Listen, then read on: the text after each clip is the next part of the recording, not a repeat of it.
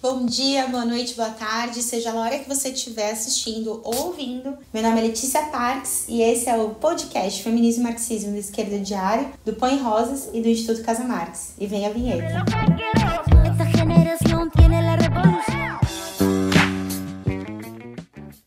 Bom, gente, vocês viram aí no dia 27 esse sucesso de panfletagens, de distribuição dessa novidade ótima, que é a renovação do site do Esquerda Diário, que está completando seus 10 anos, e a novidade aí do site da Casa Marx, que é onde agora a gente mora, o podcast Feminismo e Marxismo. Então, gente, o site já tá no ar, tô mostrando um pouquinho aqui na tela para vocês, enquanto eu vou falando. E vocês podem ver aí que no site tem não só o Feminismo e Marxismo, mas também outros programas, né, como Falando em Marx, o Esquerda Diário Analisa, Instituto Casa Marx Entrevista, cursos, o nosso semanário, né, a nossa revista semanal de elaboração teórica, política e intelectual. E também no Instituto Casa Marx vocês vão encontrar a forma de apoiar esse podcast e todas as nossas iniciativas, independente de esquerda que coloca a luta de classes na sua mão. Bom, gente, hoje na proximidade do aniversário do golpe militar de 1964, que foi dado no dia 1º de abril, a gente traz para vocês alguns elementos relacionados a esse filmaço, que é o Ainda Estou Aqui, que é o primeiro filme brasileiro, né, a ganhar um Oscar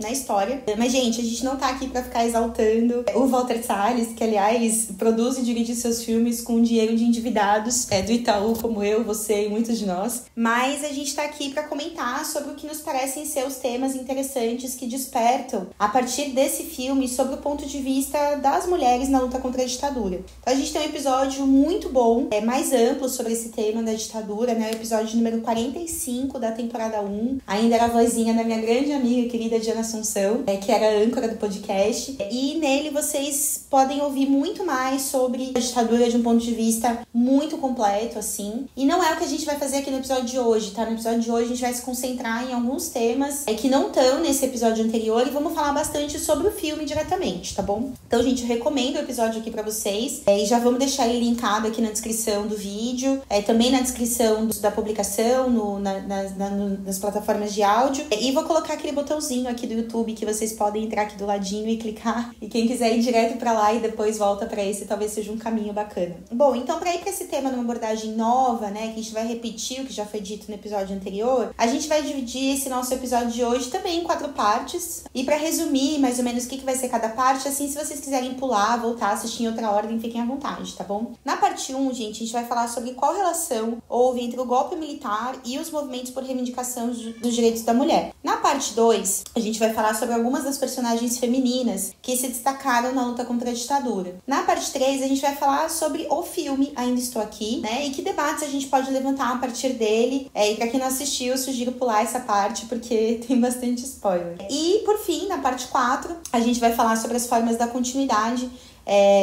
dos Ainda Estou Aqui que a gente tá vivendo hoje mesmo, né, no nosso Brasilzão. Então é isso, galera. Vamos lá para a parte desse episódio. Então, nessa parte 1, a gente vai falar justamente sobre qual foi a relação que existiu entre o golpe militar e a ditadura militar e o movimento por reivindicação dos direitos da mulher, né? Ou os movimentos por reivindicação dos direitos da mulher.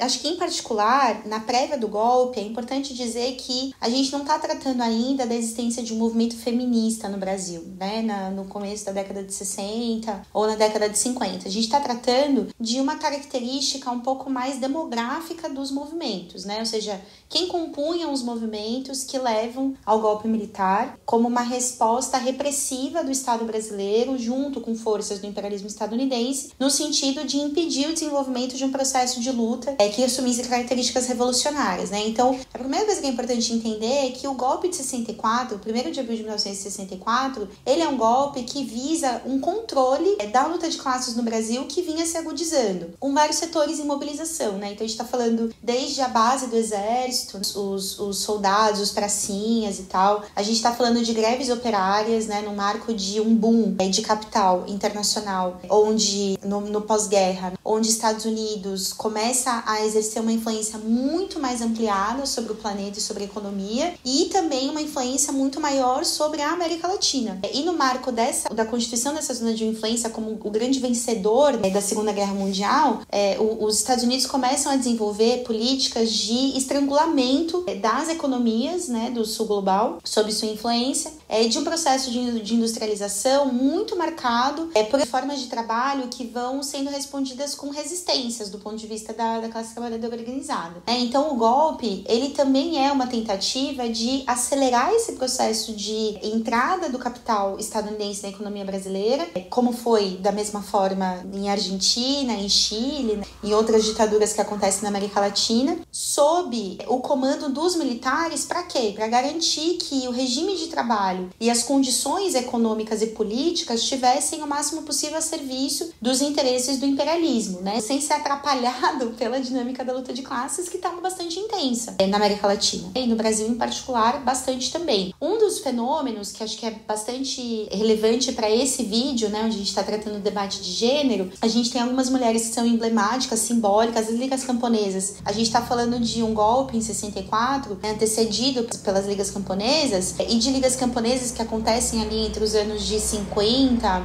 40, que são poucas décadas depois da libertação dos escravizados no Brasil. Uma libertação que acontece afugentando essa população ex-escravizada do direito da terra e que deixa essa marca, né, na terra brasileira. Uma terra brasileira que só pode ser adquirida e controlada pelo grande capital brasileiro e internacional, né, em especial pelos herdeiros dos grandes proprietários de terras, dos escravizados, e os escravizados são impedidos de acessar essa terra, né? Então, as ligas camponesas, elas acontecem em grande medida como herança desse processo e das políticas que vai ter o Brasil República, né, o Brasil livre, independente, de manutenção dessa relação exclusiva com a terra, inclusive de proibição de que as massas negras pudessem acessar ou demarcar um território como seu, as massas indígenas pudessem demarcar os seus territórios. Tudo isso é feito de forma consciente pelo Estado brasileiro, negando o acesso dessas pessoas à terra. E quando a gente chega ali nas décadas de 40 e 50, o que vai ter é esse processo das ligas camponesas de questionamento da propriedade da terra no Brasil,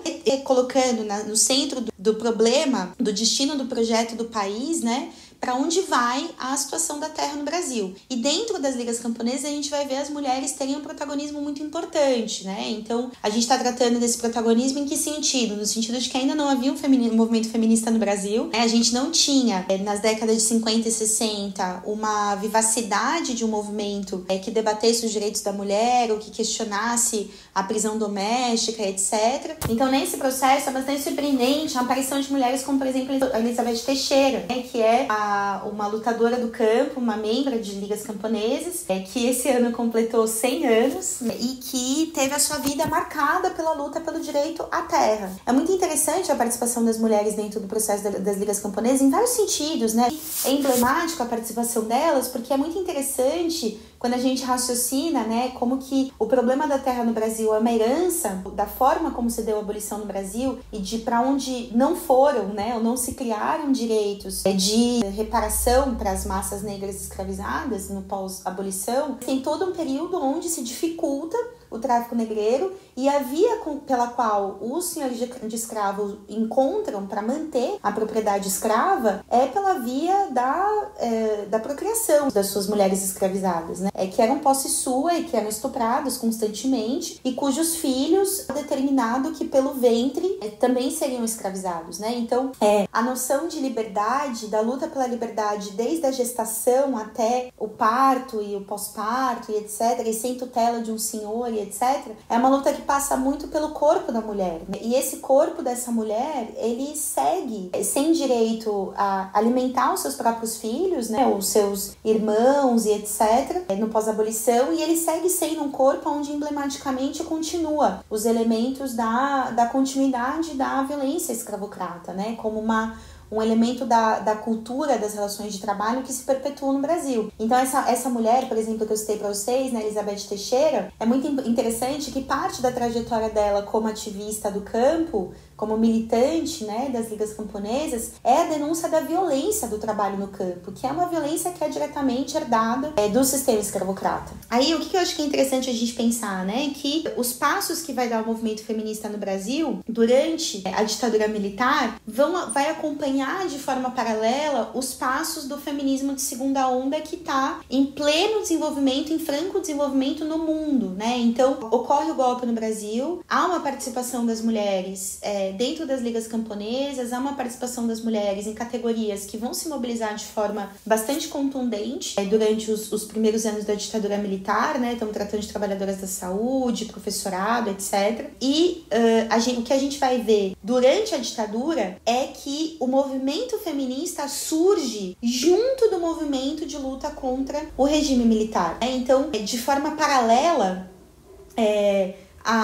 no Brasil se desenvolve uma segunda onda do feminismo enquanto se luta contra a ditadura. E nesse sentido, as características desse movimento de segunda onda vão ser muito marcados pela repressão típica do regime militar, né? Então, enquanto em Estados Unidos, em França, enquanto em algumas regiões do mundo se experimentava uma certa experiência de libertação sexual intensa, no Brasil, essa experiência de liberdade dos corpos, né, dentro de um debate de liberdade da mulher mais em geral, era vivida pela juventude, né? E aqui no Brasil essa juventude, ela queria fazer isso, ela acompanhava o que acontecia nesses movimentos de liberdade sexual no mundo, mas ela não conseguia acompanhar da mesma forma esse processo mais vivo de questionamento da ordem social de forma mais integral. Então é muito marcado esse movimento feminista de surgimento no Brasil, nos anos 70, como um movimento preso pelas amarras do que era possível dizer e não dizer dentro de um regime que perseguia o Black Power, perseguia o debate cultural de buscar garantir a mulher encatada do lar. Então é muito marcado esse movimento feminista de origem por essas características. A ditadura, ela busca garantir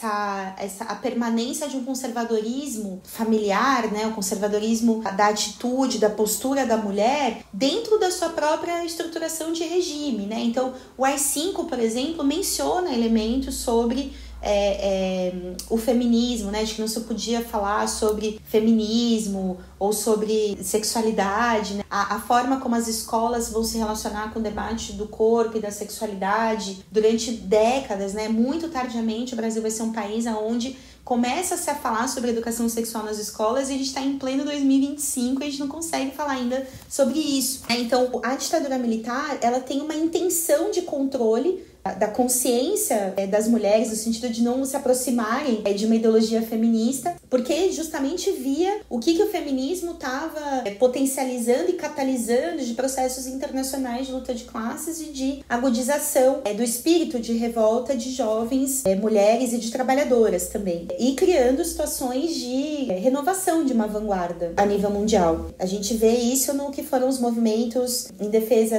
do povo do Vietnã, enorme participação das mulheres dentro desses processos, né? Na França, o movimento feminista, ele assume uma forma bastante radical, ocupa ruas, exige o direito das mulheres de utilizarem qualquer tipo de roupa, de cabelo. Então, assim, é um movimento que está desafiando tudo do ponto de vista do modo de vida e que era muito importante para a ditadura militar brasileira impedir que essas conclusões chegassem na cabeça das jovens e das mulheres brasileiras. Mas elas chegam, né? De alguma forma elas chegam e já vai falar sobre isso. Mas é muito interessante saber, né, ter em mente que não é à toa que os que reivindicam a ditadura militar hoje, como Bolsonaro, como Mourão, faz parte do discurso cotidiano deles o ataque aos direitos das mulheres, né? Porque isso está no DNA do que foi a constituição da mentalidade dos militares durante a ditadura, dos militares dos comandantes do regime, e fez parte de uma preocupação muito importante do próprio regime. Agora, nessa parte 2, né, a gente vai falar sobre algumas personagens femininas que se destacaram na luta contra a ditadura, né? Claro, a gente vai passar pela Eunice Paiva, mas a gente também vai falar de algumas personagens que fizeram parte dos grupos organizados e militantes que lutaram nesse processo. Em primeiro lugar, eu acho que é interessante a gente comentar a presença das mulheres na luta armada, né? Então, lembra que eu estava falando antes lá na parte 1 que começa a se desenvolver esse espírito de época, esse zeitgeist dos anos 70, que vai marcando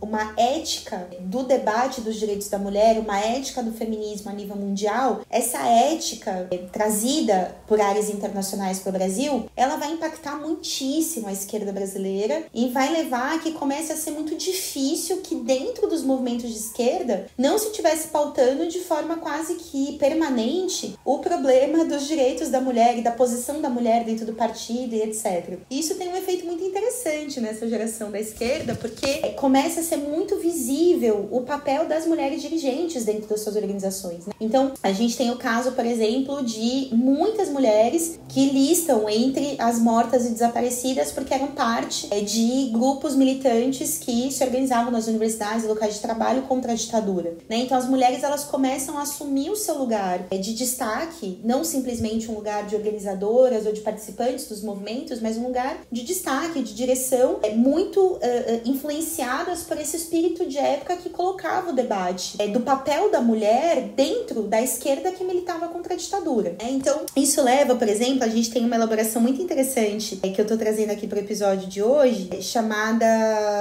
O Início do Feminismo sob a Ditadura no Brasil, que ficou escondido, da Cíntia Sarti, escreveu aqui na Universidade Federal de São Paulo. É muito legal o que a Cíntia vai trazendo aqui, porque ela vai falando, por algum tempo a esquerda meio que resiste, né? Os setores de esquerda mais stalinizados, mais, né, com esse certo conservadorismo do debate de gênero que é muito empregado pelo stalinismo, né? Eles começam a ter que falar do debate de gênero, porque o que acontece é que as mulheres, a partir da década de 70, elas começam a ler novamente Kollontai. Kollontai chega na mão dessas mulheres totalmente de forma clandestina, né? E essa influência do feminismo marxista, ela começa a permear os movimentos de esquerda de forma mais disseminada. E também a Simone de Beauvoir, né? Que a gente tem muita evidência do quanto que Simone de Beauvoir era debatida, falada e comentada dentro dos círculos de juventude dessa geração, né? E aí é muito interessante, né? Porque nesse processo a gente vai ver ser fundado no Brasil, em meados ali dos anos 70,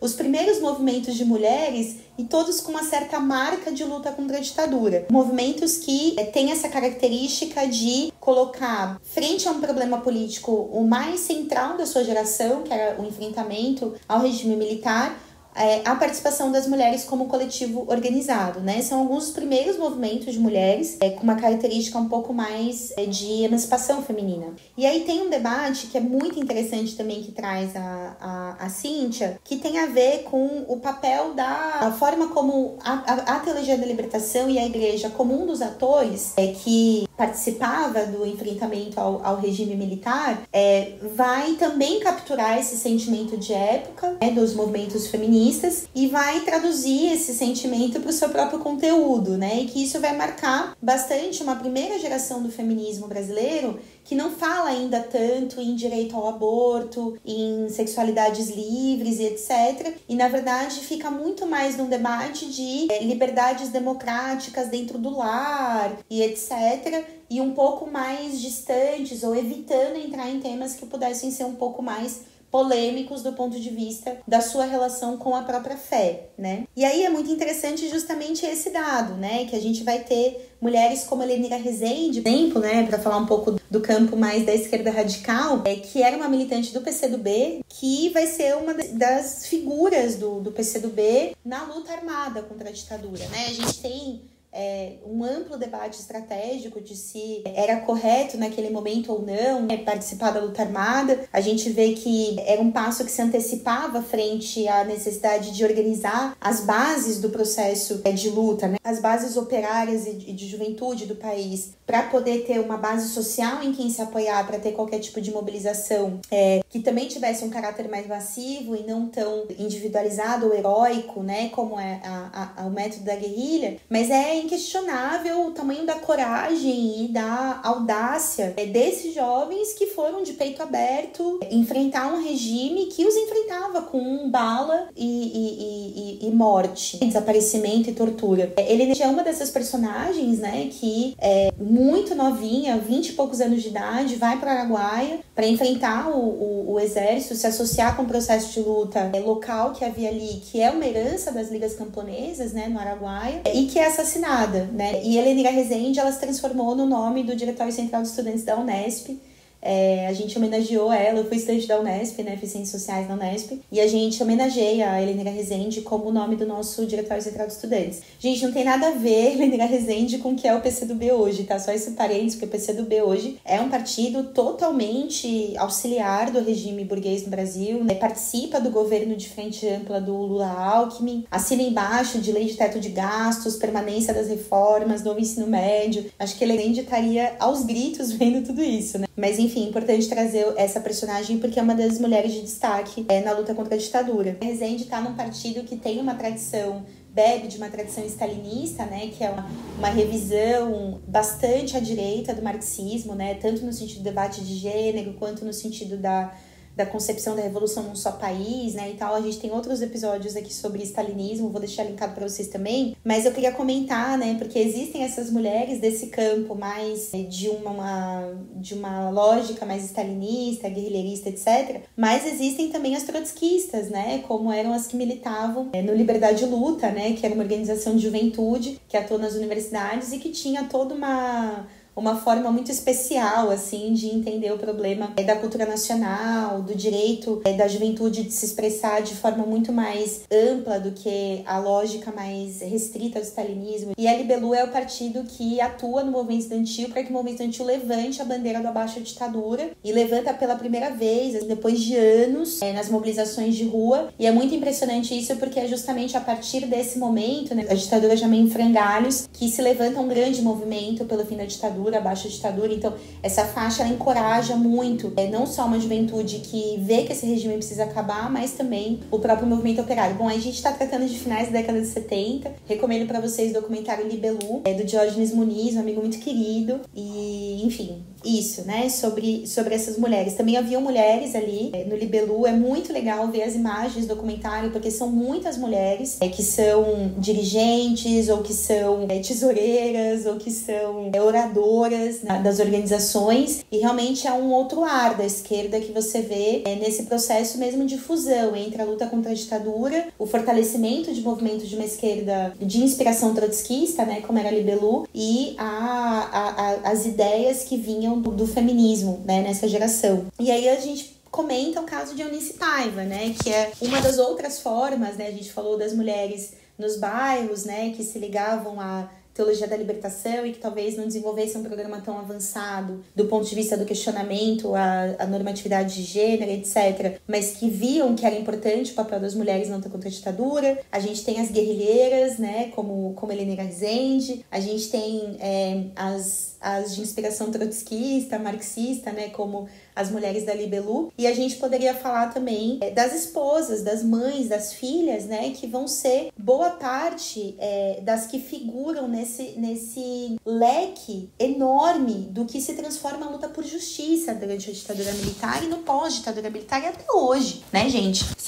É uma legião de mulheres aí que vão ver que não necessariamente eram participantes da luta contra a ditadura. É muito interessante ver isso nesse filme, né, que é essa posição mais social mesmo da Eunice Paiva, né? Ela era uma mãe, dona de casa, 5 filhos, né, bastante consumida pelas tarefas domésticas, tinha ali a sua ajudante, trabalhadora doméstica dentro de casa, ou seja, uma mulher bastante padrão do ponto de vista do que deve ser a classe média na década de 70. E Eunice Paiva vai se transformar numa lutadora, né? Forçada por quê? Não é necessariamente pela vontade dela, né? Como era no caso do seu marido, que aí sim era um deputado, oposicionista à ditadura e tal. Eunice não, Eunice é uma mulher que ela foi lançada à luta, forçada pela violência do Estado. E isso é a história de muitas mulheres, né? A gente tem o caso de Eunice Paiva, que é um caso muito interessante quando a gente pensa os efeitos desencadeadores, não só do assassinato, né, produzido pelo Estado, pela violência do Estado, mas o desaparecimento, né, que é todo um debate. Enfim, a gente vai fazer na próxima parte comentando mais sobre o filme, mas a gente tem outras personagens, né, como por exemplo a Zuzu Angel, que é uma personagem que também já teve a sua história contada num filme muito bom, né, um filme brasileiro muito bom. Mas Zuzu Angel, ela era uma estilista famosa, conhecida no Brasil e no mundo. O filho dela dela é assassinado pela ditadura e ela, ao se colocar no processo de luta contra o filho e fazer muitas denúncias na mídia, na imprensa internacional e etc., termina ela própria, né, no processo da luta por justiça, se tornando vítima da violência do Estado também. Zuzu Angel também é assassinada, assim como o filho. E se transforma num símbolo, né, das mulheres que lutam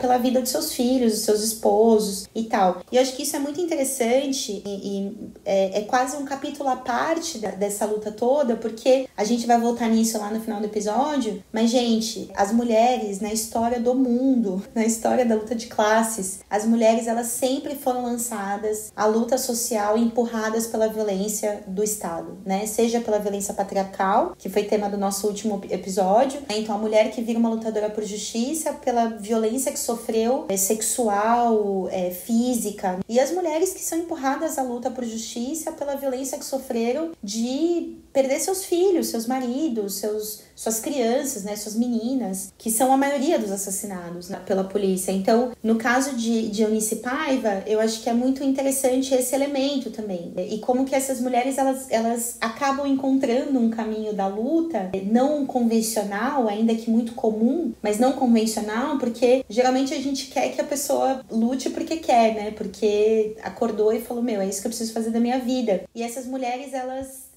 em algum momento encontram isso, mas a princípio o que elas encontram é um golpe mortal do sequestro da sua alegria, da sua felicidade, do seu sentido de vida, para a partir daí conseguir encontrar um caminho de luta, né? E tudo isso a gente vê muito belamente representado nesse filme. E no caso de Eunice, acho que tá valendo um capítulo à parte, assim, a gente não vai conseguir falar tanto sobre isso hoje, mas uma das formas de encontrar a luta dela é se vincular à luta por direitos indígenas, né? Que é muito interessante que ela tenha desembocado para esse caminho, pensando tudo o que significa o direito à terra indígena dentro de um país onde a ditadura militar se consolida como um projeto de Estado, um projeto de país, um projeto de economia baseado no genocídio indígena e no sequestro das terras indígenas, né? Então, é muito louco como do caminho da luta por justiça pelo seu marido, Eunice se transforma numa lutadora pelas reivindicações dos povos indígenas, né? Claro que uma lutadora à sua forma, né, por dentro das instituições do Estado, com os métodos do direito, né, do discurso, etc. A gente sabe que é insuficiente, né, do ponto de vista do que é preciso fazer para enfrentar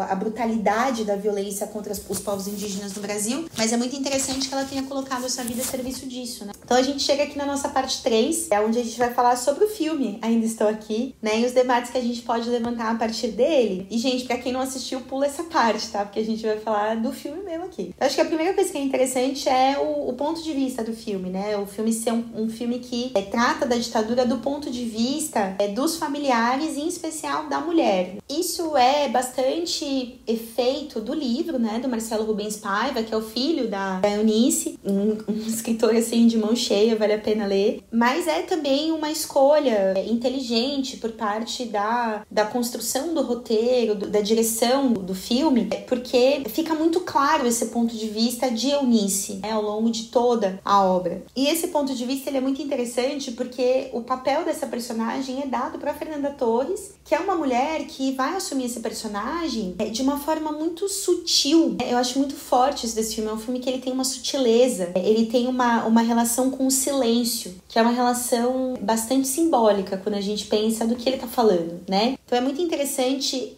o ponto de vista da mulher, que é um ponto de vista raro quando a gente tá pensando em filmes políticos, né? Então é um filme muito político, com o ponto de vista da mulher, e uma mulher que, ao ser encenada por Fernanda Torres, com a atuação que ela faz, evidencia essa temática do silêncio numa estética geral do filme, né? Então é todo um filme muito silencioso, cheio de vazios, de momentos de vazio, desde aquela casa esvaziada para vir para São Paulo, aquela mesa da sorveteria, se der para colocar essas cenas aí vai ser legal, aquela mesa da sorveteria onde se vê que falta alguém.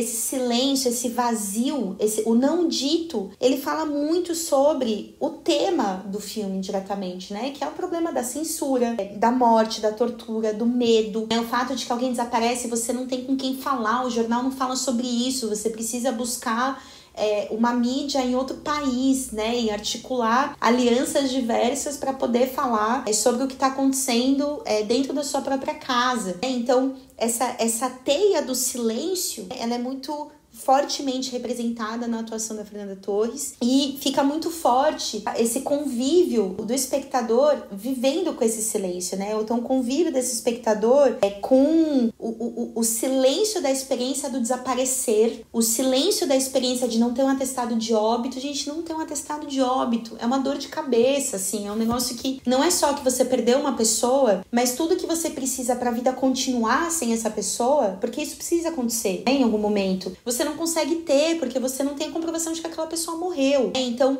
aí também é um vazio, é um silêncio, é um vácuo que a Eunice leva décadas para conseguir preencher, né? E que vem com o processo de redemocratização, mas ainda de uma forma tardia. E acho que isso também fica bastante evidente no filme. E esse silêncio que a gente vê no momento onde ela pega esse atestado de óbito, né? E que é aquela cena já de Fernanda Montenegro, né? Olhando pra televisão, que é o silêncio do perdão aos torturadores, né? Que não acho que é uma coisa que necessariamente todo mundo que assistiu o filme tenha sentido, mas pra mim foi muito forte, assim, essa sensação de bom, o que aconteceu lá atrás a gente guardou numa caixinha preta e a gente não fala mais sobre isso, né? E os caras estão aí passando com seus cachorrinhos em Brasília, estão por aí vivendo sua vida normalmente, curtindo seus jantares de família, parecendo velhinhos fofos, quando na verdade eram, enfim, torturadores que deixaram um caminho de devastação por trás deles, né? Então, pra mim também fica muito forte esse silêncio, né? Esse ponto de vista do filme, ele foi inclusive criticado, né, por algumas figuras. Eu vou comentar em especial o comentário do Thiago Torres, né, o Chavoso, porque ele foi criticando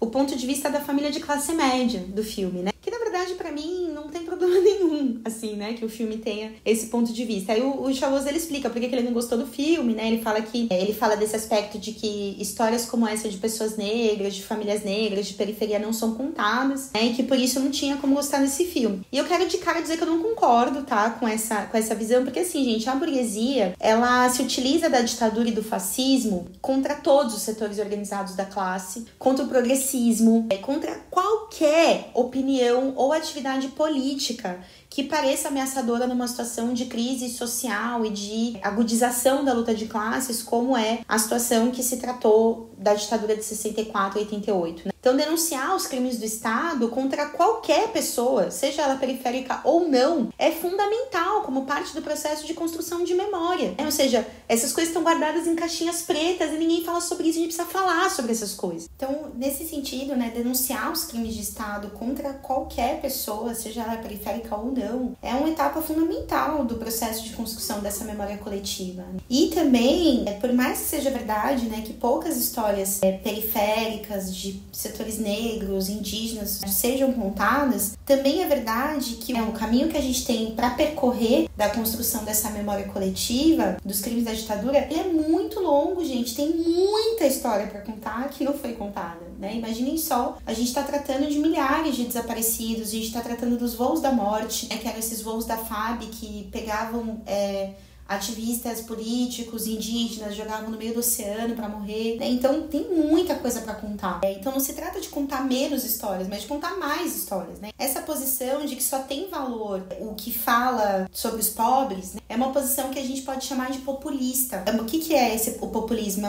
É uma ideia que acredita que existe uma espécie de valor superior do que é vivido pela população mais pobre e que acaba deixando de lado esse elemento da luta de classes mesmo, né? Que faz com que, do lado contrário da burguesia, estejam setores da classe trabalhadora de vários tipos de realidade social diferentes, né? Gente, eu gostei muito desse filme, tá?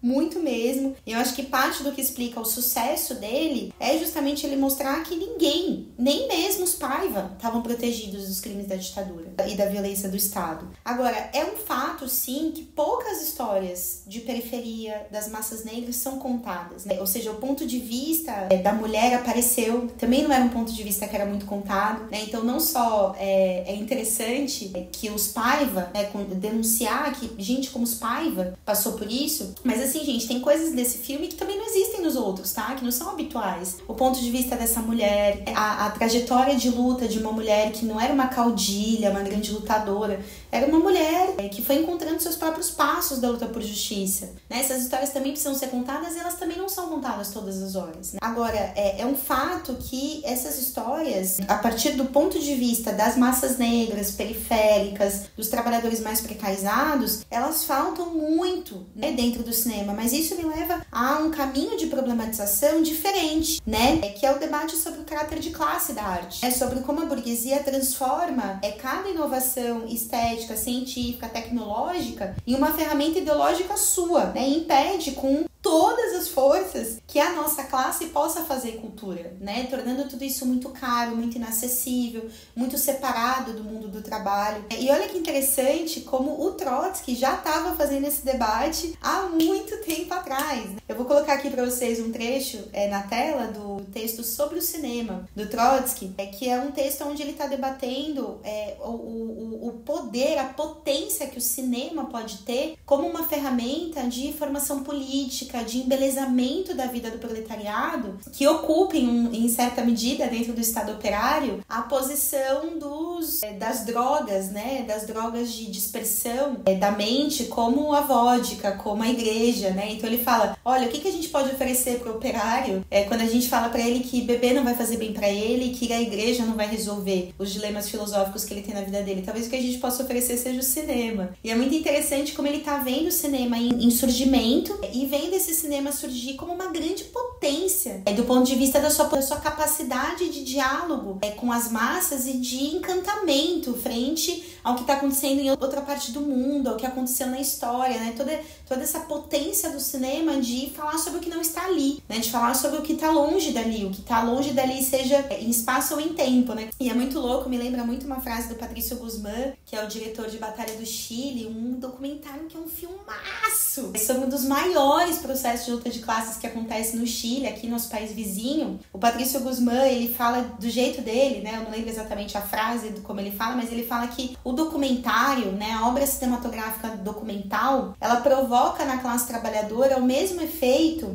que um álbum de família provoca numa reunião de família. Sabe aquele momento que você tá naquela reunião? Minha família faz muito isso, gente, não sei de vocês, mas é um dos momentos que eu mais gosto, assim, de estar em família. Quando eu junto com essas tias e tios mais velhos, e eles abrem aquele álbum de família e eles começam a contar de pessoas que eu nunca conheci, que estão naqueles álbuns, e que quando eles contam dessas pessoas, eu crio uma espécie de revínculo com eles mesmos, sabe? E comigo mesma, e penso sobre a minha identidade, né? Então, o Patricio Guzmán, ele fala que o documentário, ele é o álbum de família da classe operária. Ele é aquele momento onde você abre a história e você consegue se revincular com um passado que às vezes nem é seu. Às vezes você não viveu, não é uma coisa que você experimentou há 30 anos atrás. É uma coisa que seu avô protagonizou, a geração dos seus avós protagonizaram, e que você, ao olhar esse documentário, você pode ser transportado para aquele momento e viver de forma apaixonada uma fase da vida da sua classe. E é muito louco, né, essa ideia, porque eu acho que filmes como esse, né, Eu Ainda Estou Aqui, e outros filmes, né, que contam a história da classe trabalhadora, a gente pode falar de,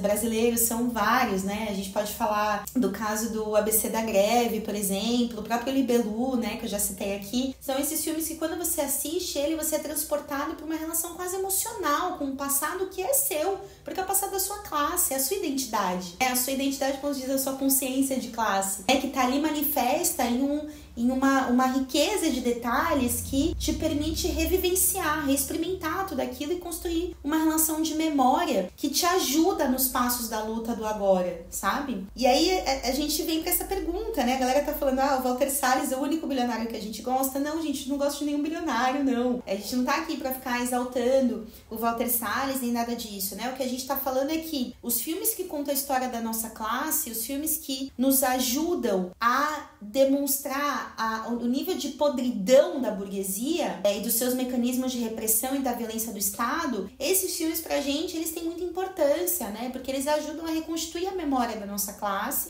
ajudam a servir de ponto de apoio para as lutas que a gente precisa dar no presente e levam a gente a falar, o que seria do cinema no Brasil se produzir um filme como esse não fosse uma exclusividade do herdeiro do Itaú, entendeu? Porque hoje cara. Qual que é a tragédia? A tragédia é que a gente é obrigado a ter como referência das nossas histórias quase que exclusivamente a cinematografia produzida por bilionários, né? Porque o cinema se tornou isso, ele se tornou uma forma de arte que tem um acesso ultra exclusivo. Então você não decide, eu vou fazer cinema e amanhã você faz um filme. Tipo, é uma dificuldade enorme, né? Inclusive os cineastas independentes passam por processos dificílimos de conseguir financiamento e editais e etc. Para muitas vezes, inclusive, ter uma peça pronta, muito boa, e não conseguir ter o espaço de circulação que tem uma obra como do Walter Salles, né? Porque é um burguês, é um bilionário. Então a tragédia não é que o Walter Salles tenha feito esse filme. Não, porque é bom que ele tenha feito esse filme. A tragédia é que os únicos filmes que possam ser feitos no Brasil e no mundo sejam aqueles produzidos com muita grana e que as pessoas tenham todos os QIs e todos e tal. Porque, na verdade, o cinema não deveria ser uma exclusividade como ele é. Ele deveria ser a potência, o poder que ele tem, né? Pegando Trotsky, pegando Patrício Guzmán, é um poder tão profundo que ele devia estar na mão das massas, né? E ele só não tá porque a gente vive numa sociedade chamada capitalismo. E aí, gente, no capitalismo você só faz as coisas, da hora se você tem muita grana. E é da hora, né? É da hora, mas a gente não vai fazer a gente amar o Walter Salles, ele aparecer aqui na minha casa, dar um beijo na boca dele. Não, porque o cara é um burguês, um cara que faz filme com dívida de trabalhadores que, estão consignados no Itaú, estão atolados em cartão de crédito. Ninguém aqui ama o Walter Salles, né? O que a gente admira é a história da nossa classe materializada nesse filme. É isso que a gente admira. E aí, por fim, né, na parte 4 aqui desse episódio, a gente vai falar sobre as formas de continuidade. Ainda estou aqui desse filme, né, que se relacionam tanto com a vida de mulheres e dos grupos oprimidos aqui no Brasil, como a presença das heranças da ditadura, né, que se relacionam com problemas da política atual brasileira e de lutas que a gente precisa travar no hoje, no aqui e no agora, né, não aceitar que ficou no passado, acabou, né, não é assim que funciona. Então, acho que a primeira coisa é isso, né? A gente mencionou aqui antes como que existe uma extrema-direita que se sente à vontade para pegar microfones dentro dos plenários da Câmara, dos vereadores, do Congresso Nacional, do Senado e fazer elogios à ditadura militar. Gente, por que esses caras conseguem fazer isso, né? A única coisa que explica que esses caras possam fazer reivindicações a torturadores e assassinos, como foram, né, os militares envolvidos no regime militar 64, é porque esses crimes do Estado, eles estão perdoados na prática, até hoje, né? Essas pessoas, elas estão morrendo, os torturadores estão velhinhos, morrendo, inocentados, anistiados. Isso é um absurdo total e completo. É inadmissível que tenham sido cometidos os crimes que foram cometidos aqui e que civis e militares envolvidos nesses crimes, né? Porque a gente está tratando de médicos que assinaram laudos falsos de morte. Então, todas essas pessoas, elas estão inocentadas. E isso faz com que se seja permitido falar sobre elas, né? Que se seja aceito como se fosse uma questão de opinião. E não uma questão de que isso foi um crime e isso não. E que você não pode exaltar um torturador. Então, acho que a primeira coisa a problematizar é essa questão, né? A presença de uma extrema-direita que consegue se apoiar nesse regime porque esse regime se mantém, de certa forma, legitimado do ponto de vista da realidade social hoje, né? É tão legitimado que a nossa Constituição prevê a possibilidade de que os militares voltem a dirigir o país através de um golpe. Ou seja, isso é um problema enorme, que daí é uma segunda questão, que é a forma como a gente sai da ditadura e entra numa sociedade democrática, com aspas bem grossas, e que nesse processo de transição tenha sido pactuado com esses militares que estavam no poder, né, que eles não seriam perseguidos, eles seriam anistiados, seriam perdoados, e que a sua posição dentro do poder e da política brasileira não seria questionada, né? Tanto que eles estão aí concorrendo, estão aí com seus cargos e tudo mais. Então, essa transição pactuada, a gente fala bastante disso no episódio que eu já citei aqui, mas é um dos fatores determinantes do porquê é tão temeroso, né, a presença da extrema-direita na situação nacional. Eu vou ler aqui um trecho de um texto da Diana Assunção, que está na revista semanal, né, do Ideia de Esquerda, que agora é o Instituto Casa Marx, né, o nosso semanário também mudou para lá. A Diana fala o seguinte, é um texto sobre o filme, tá? Ela fala, grande parte do fenômeno em curso ao redor do filme se traduz na maneira como a frente ampla que hoje governa o país lê o recado do filme. Para além dos objetivos de seus realizadores e patrocinadores, que incluem grandes bancos nacionais, é uma leitura particularmente interessada da frente ampla que busca unificar o país o mais amplamente possível, até o limite dos bolsonaristas que referenciam a ditadura, aqueles do 8 de janeiro de 2023. O objetivo é utilizar o filme para transmitir um recado que, trazido em política, é de conciliação, fazer tudo o que for necessário para manter a democracia atual, leia-se democracia dos ricos ou democracia burguesa. Ou seja, o objetivo que a frente ampla, Walter Salles, patrocinadores, né, Itaú, Globo, tem com esse filme não é de reabrir, abrir essa caixa de Pandora da ditadura e colocar esses crimes na mesa e debater e decidir quem tem que ser preso, quem tem que ser punido. Não. O objetivo é justamente reconstituir uma espécie de unificação nacional em torno de uma bem abstrata noção de democracia e paz, sei lá qual que é o nome que a gente poderia dar para isso, né? Aí a Diana continua. Mas sob qual prisma? O da transição pactuada que permitiu o fim da ditadura militar com anistia aos militares e torturadores da ditadura. Ou seja, em nenhum momento o objetivo com essa obra, né, a forma como a Frente Ampla se apropria dessa obra é a partir do ponto de vista de questionar o processo de anistia e de pacto do fim da ditadura. Pelo contrário, é de, em grande medida, tratar o sucesso da carreira de Eunice Paiva como uma comprovação do acerto do processo de anistia, quando não tem nada a ver uma coisa com a outra. Eu acho que essa é uma questão que é muito importante da gente entender, né? Que uma coisa é como o filme cai no sentimento de massas. E aí tem muitos debates, as pessoas estão falando sobre mil coisas. E muitas querem, inclusive, que se reconstitua a Comissão da Verdade, que tenham lutas nas ruas e escrachos nas casas dos torturadores, etc. Mas do ponto de vista do discurso de governo, é panos quentes. Esse filme mostra como a gente tem uma história triste, uma história difícil, mas que foi superada com trajetórias como a de Eunice Paiva, né? E o que é importante dizer aqui é que para as famílias dos desaparecidos, torturados e assassinados, não basta o atestado de óbito. O atestado de óbito, ele é uma conquista muito importante, mas ele não basta. Muitas famílias vão para as ruas e exigem, sim, a prisão dos torturadores de seus filhos, esposos e filhas, né?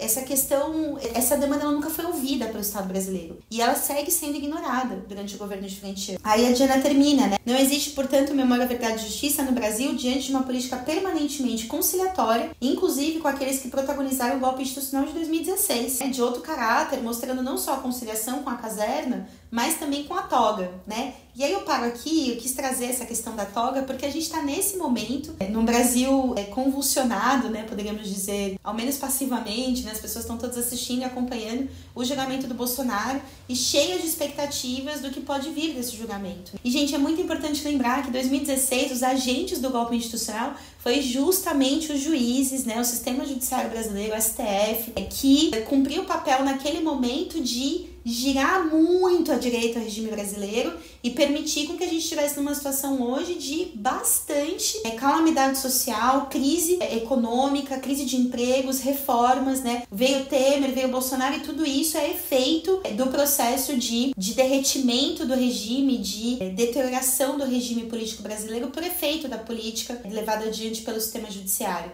Então, gente, a nossa justiça contra Bolsonaro, contra essa extrema-direita nojenta, asquerosa, violenta, que estimula misoginia, machismo, racismo, é uma justiça que precisa vir das mãos da luta organizada da classe trabalhadora, da juventude, das mulheres negras e negros LGBTQIAP+, nas ruas. A gente não pode deixar na mão de um judiciário como esse, né, esse monte de juízes milionários, eleitos por ninguém, decidir o destino da política e decidir o destino da família Bolsonaro, né? A gente quer decidir esse destino. Então, isso leva a gente a entender que os Ainda Estou Aqui desse filme são muitos, né? E eu não poderia fechar esse filme sem dizer que a cada minuto naquela sala de cinema, quando eu pensava em Ainda Estou Aqui, em Cadê Rubens Paiva, eu lembrava da frase que ecoou em 2013, cadê o Amarildo? Né? Uma pergunta que tem que voltar todos os dias à nossa boca. Por que mandaram matar Marielle? Queremos justiça pelos 9 que perdemos em Paraisópolis. Ou seja, são vários, incontáveis casos de violência de Estado